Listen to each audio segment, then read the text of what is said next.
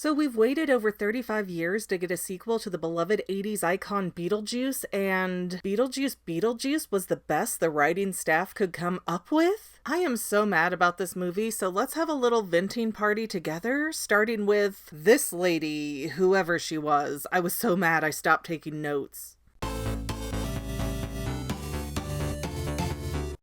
Hello, family members. You're watching The Fangirl, and I'm your hostess with the mostest, McGann, here to be utterly offended with all of you that this is not the sequel we've been waiting for. Now, just to do a quick movie recap for those of you who haven't watched it but are watching this video, your MVP heroes, by the way, Beetlejuice Beetlejuice is a poorly organized cash grab of a film, and judging by the title, the third installment won't be far behind. But essentially, Lydia Deetz grew up and got the coolest possible job for a goth kid. She uses her ability to speak with the dead to do a paranormal TV show, but Lydia has lost all confidence in her life, and she's with this dork weasel of a guy who's latching on and using Lydia, all while claiming to love her very inappropriately. Come on, girlies, we've all been there, but Lydia, you're our leader. You have to be a shining example of what we're supposed to do. However, things get weird quickly in this movie, but not in a good way, because Lydia's stepmom, the fabulous Delia Deetz, calls Lids to tell her that her father, Charles, just died via shark attack. Now, fair enough, Jeffrey Jones is 78 and probably too sick to reprise his role as Charles. Geez, never mind. I just looked it up and Jones did some awful shiz involving minors. No.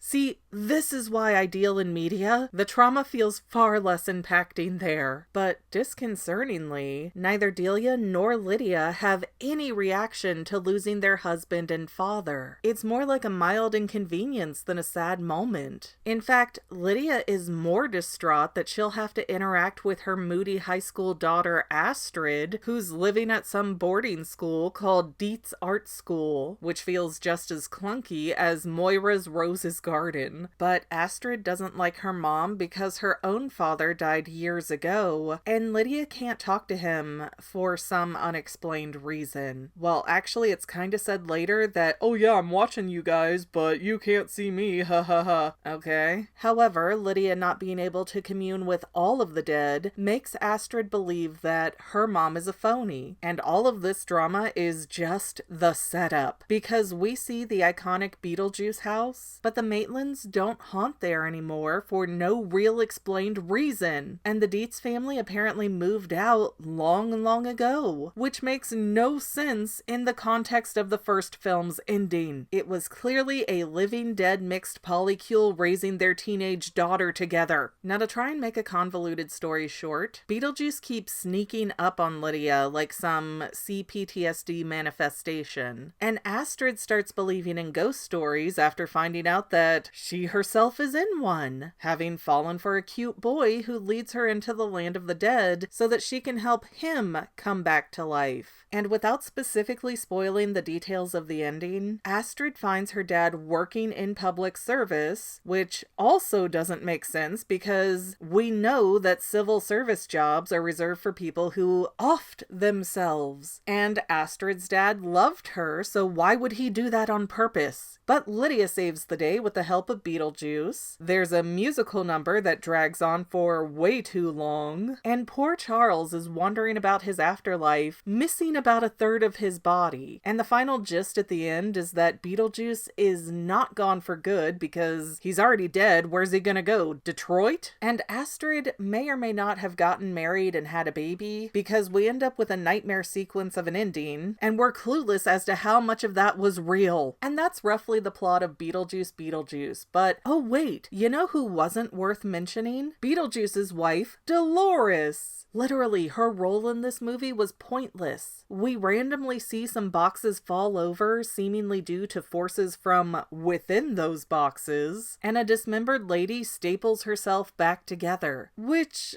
Why doesn't everyone in the afterlife do that if it's a tangible option? We had Juno blowing smoke rings out of her neck hole, for goodness sakes. She couldn't duct tape that up? And Dolores has the unique ability to soul suck the undead, turning them into shriveled up husks, and making them meet the true death. Even though that seems to serve the lady no benefit, and she is not shown to draw any sort of strength from doing that. It's not like, haha, I killed the undead dry cleaner and now I have the power to clean. Or maybe she does, because she does take a wedding dress out of the dry cleaning and turn it black, so maybe that's what she got by offing the dry cleaner dude, but we don't know because her power set is never really discussed at all, so I don't know if she could do that before or not. Dolores is also hunting down Beetlejuice for no given reason, since he's dead and basically worthless to her now, and she meets her end due to a random sandworm attack. That's it. She's on screen to be aesthetically pleasing, but the alien disguised as a human in Mars Attack had more depth than Dolores does. Although we did get a touch of backstory on Beetlejuice, and as it turns out, I was right and our gross boy was poisoned in life, which is why his skin looks like that in the afterlife. But aside from Beetlejuice giving us a weird telenovela info dump of a backstory that connected in no way to the Beetlejuice Beetlejuice plotline, Dolores added nothing of value to this movie. It reminds me of Desperate Housewives back in the day, where a new character would pop up and seem to be long-term trouble for one of the characters, but then 3 episodes later a tornado or something would happen and solve the problem by blowing that person away. It was like that. Dolores was being established to build up issues for a 3rd movie and keep things interesting, but then wham bam thank you ma'am, sandworm ex machina, and she's no longer an issue. Dolores also added many more questions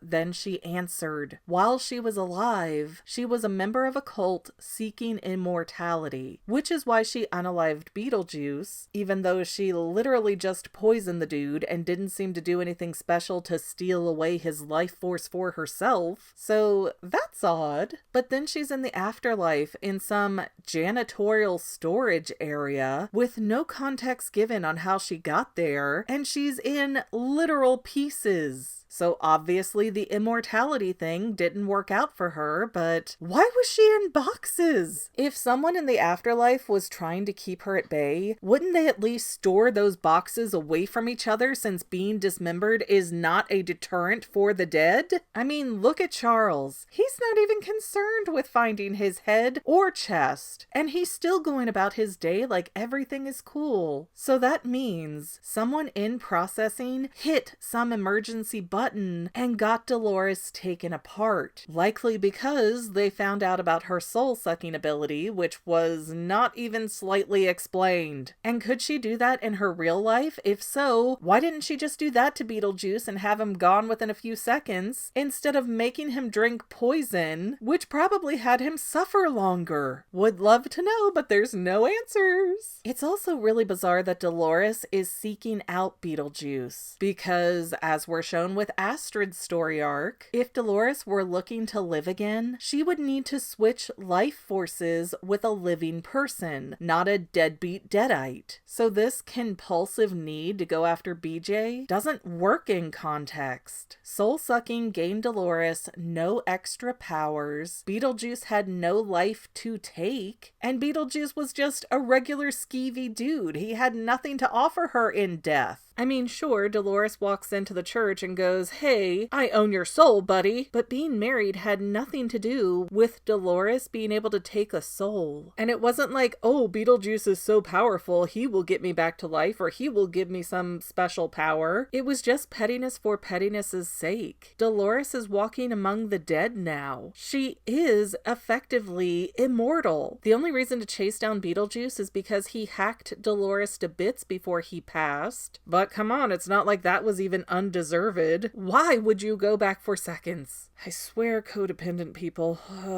Honestly, you could remove Dolores from the movie and it's the exact same film. Even the bit about getting a wedding dress and turning it black was stupid because she wasn't trying to get Beetlejuice back. She didn't want to remarry him. I have watched this movie 3 times now and I have no idea why she wanted to find her late husband again. Surely, with how Dolores was described, she was some kind of black widow who had had dozens of husbands by the time she expired. I have a feeling that Dolores was some kind of test dummy for a live-action Sally in the next Disney remake Nightmare, but I'm curious, what do you guys think of Dolores and her story in Beetlejuice Beetlejuice? Because I was ready for this lady to steal the show, and instead, Jenna Ortega was on screen knocking every scene out of the park, which is almost painful for me to admit to, because as far as the horror gothy genre, I think Jenna is very overused as an actress right now. But dang if Wednesday Addams didn't steal that movie. And now I'm actually curious as to what Astrid will be doing in Beetlejuice Beetlejuice Beetlejuice, because we all know it's coming, whether it's written well or not. It might not be reality, but theories are more fun and way better than what the actual movie gave us. And to any of my members here on YouTube, a huge bottom of my heart thank you for all of your help and support. If you would like to become a paid channel member, there is a link in the description below. Thanks again, guys. Love you. Well, family members, we're almost done, but I want to invite you to hang out with me in some other places. I'm on Twitter and Instagram as my own personal self, and I have a Facebook page too, but I mostly just post photos over there. And sometimes people say, "Hey McGann, I want to mail you something." How do I do that? Easy. Just click the About tab on my channel page and my most current P.O. Box info will be right there. I also run another channel, The Family. It's really a hodgepodge channel where we might post anything. Oh yeah, and I also sell shirts and stickers and stuff with the Family and the Fangirl logos. If that is your cup of tea, I have a link in every description of every video. Finally, if you want to help out the Fangirl channel and make sure I'm putting out video essays for years to come, the best way you can help is by subscribing and watching more of my videos, whether they're new, old, whatever. Maybe even share 1 or 2 on social media, help spread the word. People who watch to the end of videos, like you, helps to tell the site, hey, this is a good video, we should recommend it to other people. So if you made it this far, leave me a comment of something like, hey, I made it to the end. Love ya. See you next time, family members. Bye.